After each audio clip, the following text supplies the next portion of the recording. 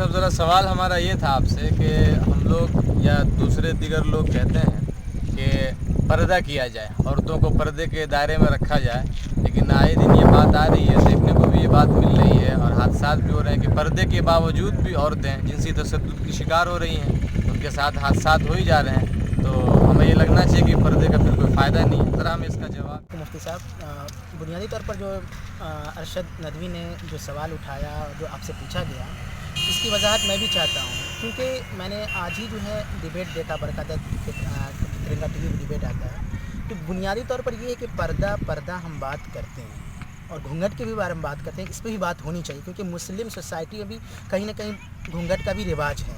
तो इसको ऐसा कुछ जवाब दिया जाए ताकि कि ये ज़माने के मुताबिक मतलब बिल्कुल रिलेवेंट हो, ताकि लोग इसको समझ सकें।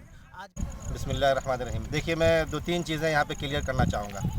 एक तो वो लोग जो बारहा ये कहते रहते हैं कि इस्लाम ने या मौलवी या उलमा तबका ने जो कहा कि पर्दा करो, तो पर्दा खैर बड़ी औरतें करेंगी, लेकिन पर्दा करने के बाद भी क्राइम्स हो जाते हैं। जिनसी तशद्दुद का निशाना लड़कियों को बना ही लिया जाता है, तो फिर हम कैसे समझें कि पर्दा का क्या फ़ायदा है। तो ये तो कह लीजिए कि मिसगाइड करना है आदमी को। फिर तो मैं काउंटर क्वेश्चन ये करना चाहूँगा आपसे कि बार बार फिर ये कहा जाता है, हिदायत सड़कों पे लिखी रहती है कि don't mix alcohol and drive, कि शराब पी के आप गाड़ी न चलाएं।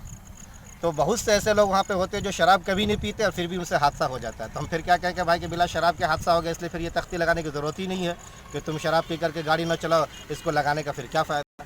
यही नहीं, बल्कि हम ये कहते हैं कि मोबाइल में या लैपटॉप वगैरह में आज जितने भी कह लीजिए कि नए आलात हैं, उसमें हम लोग एंटीवायरस डलवाते हैं, ठीक है ना, सॉफ्टवेयर हम सजेस्ट करते हैं कि इसको डलवा लीजिए।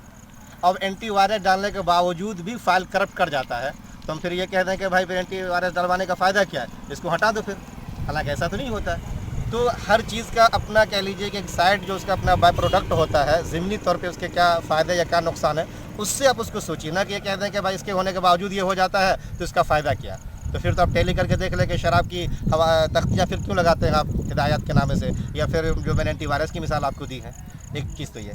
दूसरी चीज़ जो लोग ये कहते हैं कि समाजी या मुआशरती जबर है कि चेहरे पे हम वायल या पर्दा डलवा देते हैं लड़कियों को, ये नेचुरल नहीं है, क्योंकि हर बच्ची जो पैदा होती है कोई ऐसा कपड़ा लेके तो आती नहीं है। इसकी कई मिसालें दी गई है, समझाई गई हैं। हम कह सकते हैं भाई कि कोई पैदा होता था मुँह में दांत भी लेकर के नहीं आता माँ के पेट से, तो बड़ा होकर के फिर दांत क्यों रखते हो, दांत को तोड़ हटा दो, इसलिए कि ये भी अननेचुरल हो जाएगा तब तो। और फिर ये कि आप कहते हैं कि चेहरे पर पर्दा क्यों, इससे आदमी तरक्की नहीं करता है, तो आप कहाँ कहाँ इसको रोकेंगे, हमको ज़रा ये बता दीजिए।